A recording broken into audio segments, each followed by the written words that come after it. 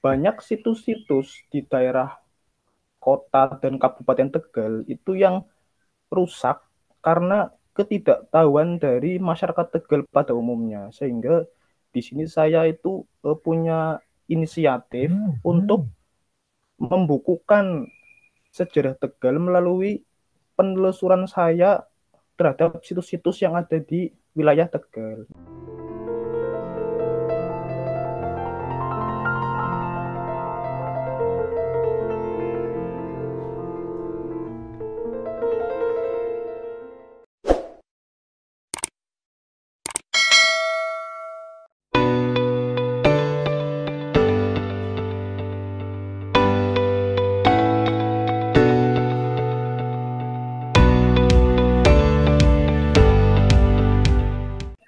Assalamualaikum warahmatullahi wabarakatuh.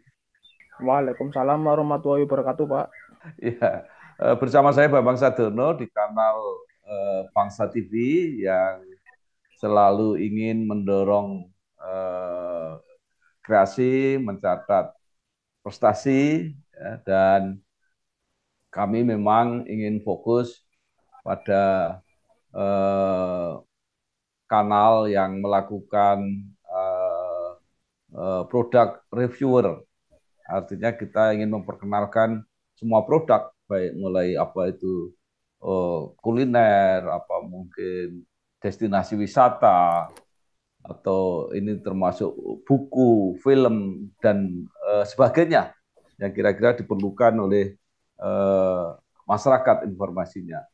Nah, saat ini saya sudah bertemu dengan salah seorang penulis yang cukup kreatif, cukup produktif, yaitu Bapak Ahmad Subaidi, AMD. Nah, di belakangnya ada T ini biar nanti dijelaskan sendiri apa ini gelar ini. Nah, sementara ini karena kegiatannya menjadi pegiat di bidang sejarah Tegal. Apa kabar Pak Baidi? Alhamdulillah, baik, Pak. Ya, benar ya panggilannya Pak Baidi, lebih Pak Baidi ya. Betul, tapi lebih familiar itu kalau orang-orang Tegal menyebutnya Bung Baidi, Pak. Wah, oke. Baik. Bung Baidi ini lahir di Tegal 17 September 1990, menyelesaikan D3 Teknik Komputer di Politeknik Harapan Bersama Tegal, menjadi pegiat sejarah Tegal, telah menulis beberapa buku, diantaranya Menyusuri Jejak-Jejak Tegal dan T Tegal. Saat ini aktif menjadi pengurus Dewan Kebudayaan Daerah Kabupaten Tegal, serta pengurus Lakspesdam PCNU Kabupaten Tegal. Nah, kalau ada yang kelewatan atau mungkin ada yang menarik dalam perjalanan karirnya Bung Baidi ini, tolong ditambahkan, silahkan. Mungkin sekedar tambahan saja, Pak, bahwa sebelum saya menulis buku atau menerbitkan buku Tegal, itu ada satu buku lagi, Pak. Jadi Ya, setelah menyusuri jejak-jejak Tegal, saya menulis ya. buku lagi berjudul Melihat Sejarah Tegal melalui Sisi Nusantara dan Kolonial, Pak. Begitu. Oh, ya. Mungkin bisa saya Baik. tunjukkan bukunya, Pak.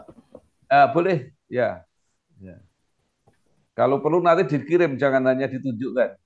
Iya, ini salah satu buku kedua saya. Oke, Ini buku pertama saya ini.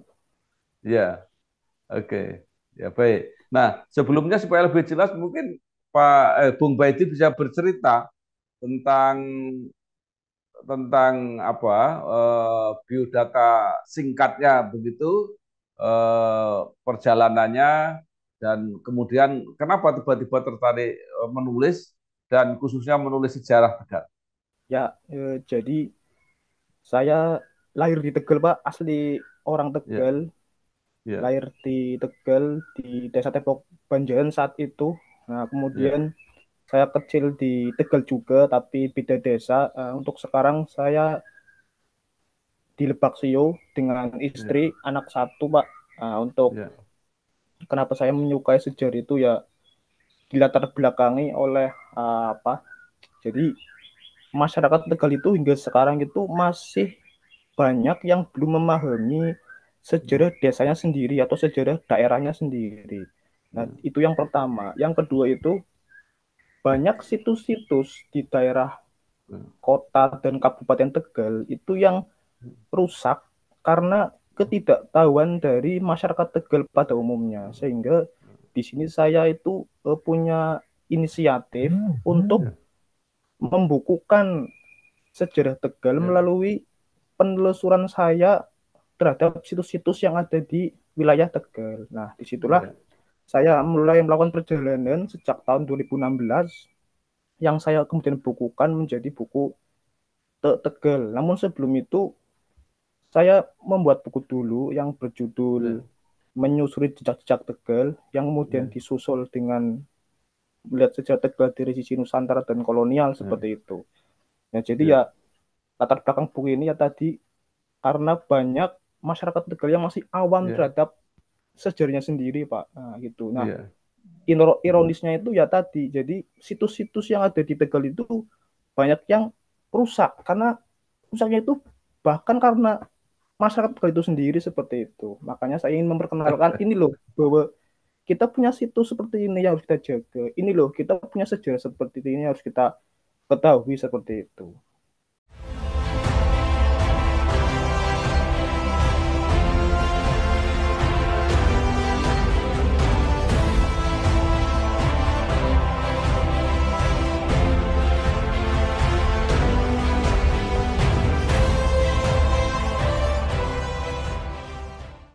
Iya, baik.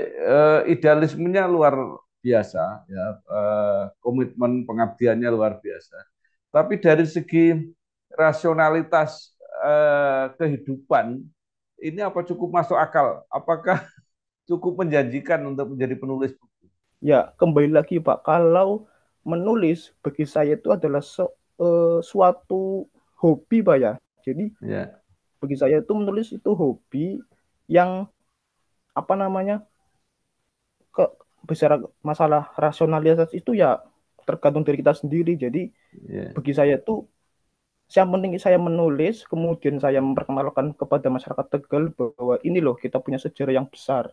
Ini loh kita punya cerita yang luar biasa. Yang harapannya itu kan agar masyarakat menjadi tahu dan sehingga apa namanya kebudayaan kita itu tidak terkikis karena salah satu ya, apa namanya eh, bangsa besar itu ya. mungkin dengan budaya itu kita bisa selamatkan seperti itu, Pak. Ya, baik. Bung Baidi, sebenarnya pekerjaan atau profesi Bung Baidi ini apa? Sehingga punya waktu yang luang, mungkin juga punya apa ya kelebihan inersi gitu ya untuk menulis buku yang sepenuhnya karena tadi idealismenya sangat tinggi tadi. Jadi pekerjaan saya itu sekarang diperbantukan di PT Pertamina Fuel Terminal Tegal, Pak. Jadi salah satu Oh, perusahaan BUMN yang bergerak di bidang BBM atau minyak bumi. Nah, di sini ya, saya sebagai petugas K3, Pak, atau kalau istilahnya itu HSSE atau keselamatan dan kesehatan kerja.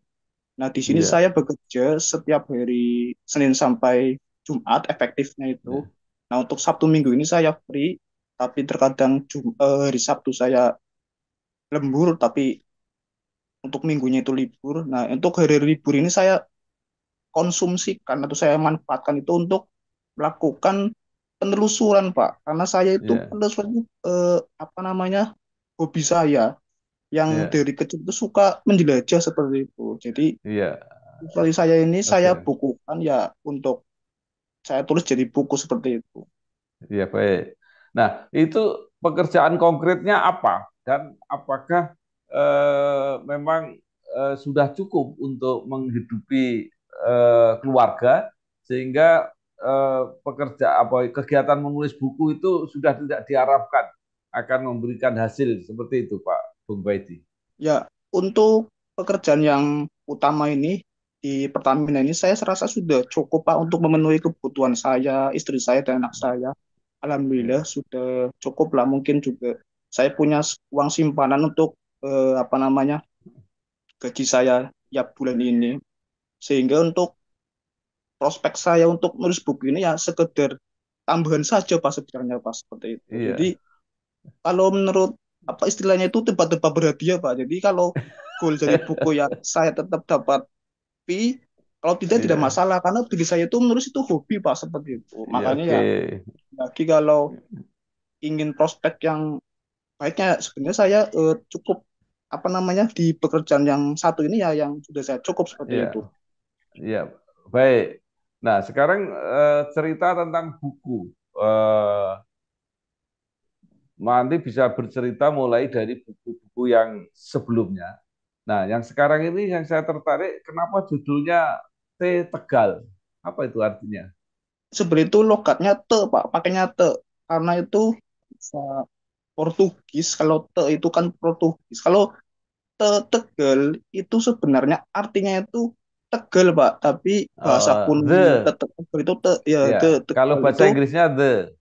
ya itu bahasa Inggris de. Jadi kalau bahasa Portugis itu Tegal itu artinya adalah tanah yang luas yang dihampari oleh tanaman pertanian Pak seperti itu.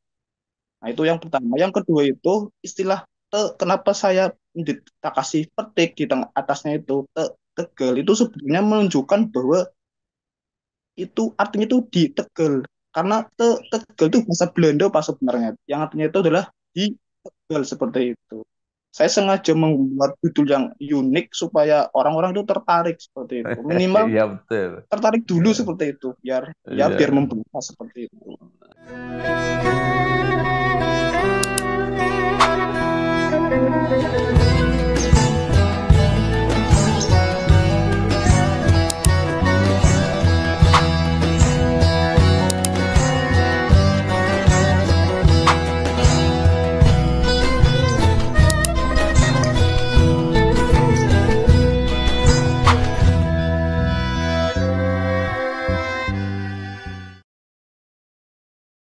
Oke. Nah, sebelumnya mungkin bisa diceritakan tentang isi dua buku sebelumnya. Jadi buku yang pertama saya tulis itu adalah buku yang berjudul Menyusuri Jejak-Jejak Tegal. Nah, buku itu menceritakan tentang sejarah Tegal masa lalu berdasarkan cerita dari para leluhur atau tokoh-tokoh yang berjasa di Kabupaten Tegal dan Kota Tegal seperti itu. Jadi dalam buku itu menceritakan sejarah Tegal dari masa lalu sampai masa kemerdekaan dengan apa saya mencantumkan beberapa riwayat dari tokoh-tokoh pendiri Tegal seperti itu. Jadi oleh karena itu apa saya katakan menyusul jejak-jejak Tegal seperti itu. Kemudian untuk buku yang kedua itu saya menulis buku ini sebenarnya buku itu Pak apa namanya saya tidak sendirian. Jadi yang Ya, kalau yang pertama itu saya buku solo, jadi saya sendirian. Yang kedua ya, ini buku ya, saya dengan rekan saya. ya, Ini saya beri nama judul melihat sejarah Tegal dari sisi Nusantara dan kolonial. Nah, ya, buku ini hanya ada dua bab dalam buku tersebut, ya, di mana bab satu itu melihat sejarah Tegal melalui sisi Nusantara, bab yang kedua itu melihat sejarah Tegal melalui sisi kolonial. Nah, ya, kenapa ya, saya namakan sisi Nusantara dan kolonial? Jadi, saya di sini membatasi untuk sisi Nusantara itu artinya melihat sejarah Tegal melalui peristiwa yang terjadi di ya, era purba sampai era kerajaan Pak sebelum ya, apa namanya ya, kolonialisme Belanda itu datang ke Tegal seperti itu. Nah, untuk ya, era kolonialisme itu adalah menceritakan sejarah Tegal ketika Belanda itu atau VOC datang di Tegal sampai era kemerdekaan seperti itu. ya. Nah, itu sumber-sumbernya apa? Wawancara atau buku-buku atau apa? Cerita-cerita atau seperti apa? Ya, untuk buku saya sumbernya itu ada beberapa Pak. Di antaranya itu adalah Ya, wawancara dengan orang-orang terdahulu yang menjadi mungkin jadi katakan itulah apa sumber tersier mungkin sumber ketiga. ya. Kemudian yang kedua itu saya juga melakukan penerjunan lapangan Pak ke situs-situs tertentu yang saya apa namanya akan dibukukan tersebut. Jadi melalui artefak atau arkeologi. Kemudian yang ketiga itu saya melalui naskah-naskah kuno Pak, karena di daerah Tegal itu Oh, ada beberapa naskah atau manuskrip yang masih terjaga Ya, yang dimiliki, yang sekarang itu simpan di tempat-tempat tertentu. Kemudian untuk memperkuat juga, saya juga menggunakan bahan-bahan atau buku-buku yang sudah ada Pak, seperti buku-buku Tegal Sepanjang Sejarah, Tegal dari Masa ke Masa, yang itu terbitan dari senior-senior saya terdahulu seperti itu. Jadi ya, combine Pak, ada penerjunan ya, lapangan langsung, juga ada melalui manuskrip dan sejarah-sejarah buku yang dahulu seperti itu Pak. ya. Eh, Menarik. Saya dulu pernah menulis tentang sejarah BKR Laut di Tegal. Itu ada lomba dan saya menang waktu itu. Jadi saya nggak tahu itu termasuk yang jadi apa kajian atau tidak oleh Pak Bung Baiti ini. Nah, pertanyaan saya, siapa yang menerbitkan buku-buku itu dan bagaimana eh, dari sudut manajemen eh, bisnisnya, apakah cukup menguntungkan atau tidak? Ya, kalau buku-buku ini, yang untuk buku yang pertama Pak, itu yang menerbitkan dari PT Aji Aji Publisher Pak.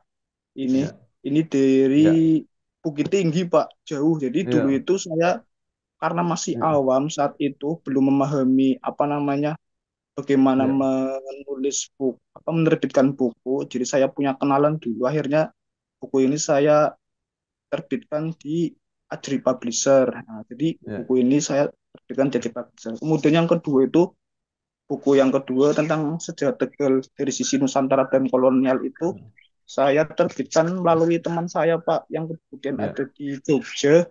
Itu ya, punya CV, namanya itu CV Istana Agensi Pak. Nah, itu ada di ya, Jogja. Alamatnya itu di Jalan Niagisara ya, di Yogyakarta, kota gede. Kemudian untuk yang ketiga, ini buku yang tertegal ini, wah, saya bekerja sama dengan kampus IPN Pak. Jadi di ya, Tegal itu ada kampus IPN, Institut Bakti Negara, yang ada di ya, Selawi itu di Selawi. Jadi namanya IPN Press, Pak, itunya penerbitnya. Nah, ya, untuk buku sebelumnya itu, yang dua itu, saya terus terang saja Pak, itu ya, pribadi Pak, mulai dari menulis sampai hmm, menerbitkan sampai saya memasarkan itu ya, full saya semua yang mendanai. Jadi ya, mulai dari itu tadi, jadi ya untuk ya. apa laba ruginya itu ya nanti saya yang menanggung seperti itu.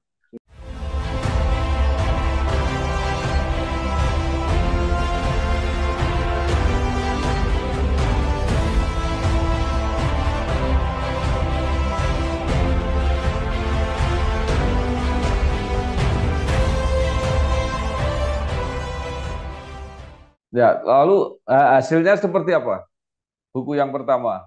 Untuk hasil yang pertama, alhamdulillah Pak, ini saya dulu yang pertama ini buku musik Caca Tegal itu bisa menembus 200 eksemplar Pak dulu Pak. Ini Ya, yang pertama ya. Untuk yang ya, kedua, karena sistemnya itu saya sama teman saya kemarin, dua ya, orang apa ya saya sama teman saya itu bagi hasil Pak jumlahnya. Jadi ya, tapi alhamdulillah ini tembus nyampe 300 lebih Pak untuk yang buku yang kedua. Kemudian ya, untuk yang buku yang ketiga eh, ya, ini sebenarnya belum saya pasarkan secara besar-besaran Pak. Jadi masih ya, tahap uji, karena ini juga belum dibedah secara besar-besaran. hmm, Jadi ya, sementara ini saya baru mencetak 50 eksemplar Pak. Tapi alhamdulillah ya, tinggal 7 Pak untuk saat ini ya, seperti itu.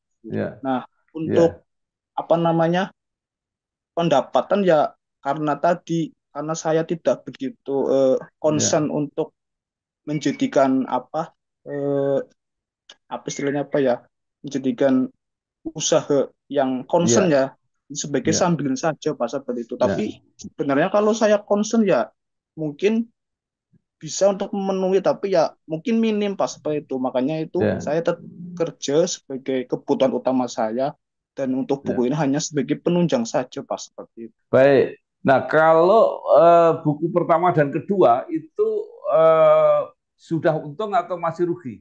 Sudah untung Pak, sangat untung. Jadi tidak alhamdulillah saya menulis buku ini ya saya untung karena tadi saya mulai dari menulis, menerbitkan sampai Ya, memasarkan itu melalui saya sendiri seperti itu.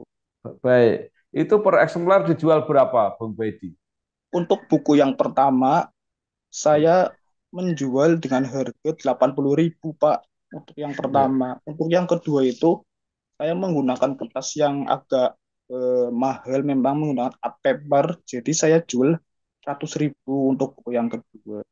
Nah, ya, adapun untuk buku yang pertama dan yang kedua ini, untuk saat ini tidak saya terbitkan lagi, Pak, karena buku yang ketiga ini sebenarnya sudah mewakili buku yang pertama dan yang kedua, Pak, seperti itu. ya, Jadi, ya. untuk buku yang pertama sudah saya hold untuk tidak Top. saya terbitkan lagi. Ya, Untuk yang buku yang kedua ini masih ada kemungkinan saya terbitkan lagi karena ini juga apa ya merupakan buku saya dengan teman saya. Jadi teman saya masih kadang masih apa namanya menerbitkan, tapi ya dengan apa namanya dengan model sendiri seperti itu. ya, Tapi untuk ya, saya sih sudah tidak menerbitkan buku yang pertama dan kedua, Pak, karena ya, bagi saya buku yang ketiga ini adalah sudah menjelaskan atau mewakili dari dua buku tersebut seperti itu, Pak. ya. Eh, baik. Nah, mungkin bisa diceritakan isi T Tegal ini apa buku ini? Jadi buku yang ketiga ini yang berjudul Kota Ya, Tegal Antara Sejarah Budaya dan Legenda. Jadi di sini tuh saya ada 7 bab Pak yang saya tulis di sini. Yang pertama itu adalah bab tentang profil Tegal. Jadi bagaimanapun ya, juga sebelum kita apa namanya time travel ke masa ya, lalu, nah kita harus mengetahui Tegal itu seperti apa profilnya. Karena kita ingin menyampaikan bahwa Tegal punya 2 wilayah, yaitu ya, Tegal Kota dan Tegal Kabupaten seperti itu. Di situ akan dijelaskan profil-profil Tegal mulai dari petanya, kemudian mulai dari apanya kecamatannya ada berapa, ya, desanya ada berapa seperti itu. Nah, kemudian buku yang kedua bab yang kedua itu menerangkan Tegal di era purba, Pak. Jadi ya, Tegal itu merupakan apa namanya daerah yang istimewa karena ya, setelah Sangiran ternyata Tegal juga punya situs purba Pak di daerah Semedo seperti itu. Nah di daerah ya, Semedo ini menjawab adanya manusia-manusia purba yang ternyata lebih tua daripada di Sangiran seperti itu. Nah di sini ya, kita tentang manusia purba pada zaman dahulu mulai dari apa namanya masa-masa zaman transgresi sampai zaman-zaman yang apa namanya masuk kepunahan manusia purba seperti ya, itu.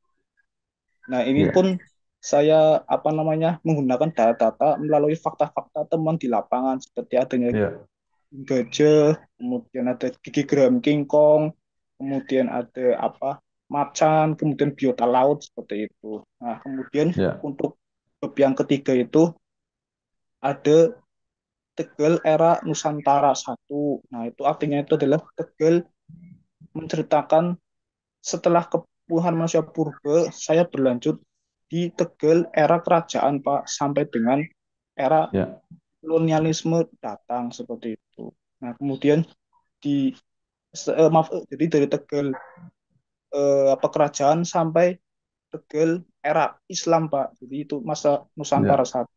Kemudian untuk masa bab yang keempat adalah Tegal era Nusantara dua, di mana di sini hmm, menceritakan Tegal ketika Islam datang seperti itu sampai dengan era kolonialisme. Nah, untuk bab yang kelima adalah Tegal era kolonialisme. Jadi di sini saya ya, menceritakan sejarah Tegal ketika kolonialisme Belanda itu datang karena di bab yang kelima ini saya menjelaskan itu berdasarkan dengan serat Jayabaya Pranitiratya yang menerangkan bahwa di situ ada zaman di mana zaman ada koloteteka atau zaman kedatangan bangsa asing seperti itu. Jadi ditandai hmm, oleh bangsa Teteka tersebut yang menceritakan era kolonialisme sampai era kemerdekaan pas seperti itu. Kemudian di bab yang keenam itu adalah menceritakan Tegal di ya, era-era setelah kemerdekaan seperti itu. Karena di era ya, kemerdekaan ternyata Tegal itu memiliki runtutan peristiwa yang cukup menarik karena banyak pemberontakan-pemberontakan yang Ya, itu ternyata dilakukan oleh orang-orang Tegal itu sendiri seperti itu. Kemudian bab yang ya, ketujuh itu terakhir tentang selayang pandang Tegal, Pak. Jadi di situ saya menggambarkan suasana Tegal pada zaman dahulu melalui bukti foto-foto yang ada seperti itu. Kemudian sebagai penutup itu saya melampirkan peta-peta kuno, Pak. Jadi saya memiliki beberapa peta kuno yang terkait ada di Tegal. Nah, saya itu dijadikan sebagai lampiran seperti itu. Jadi ada 7 bab, Pak, sebenarnya, Pak.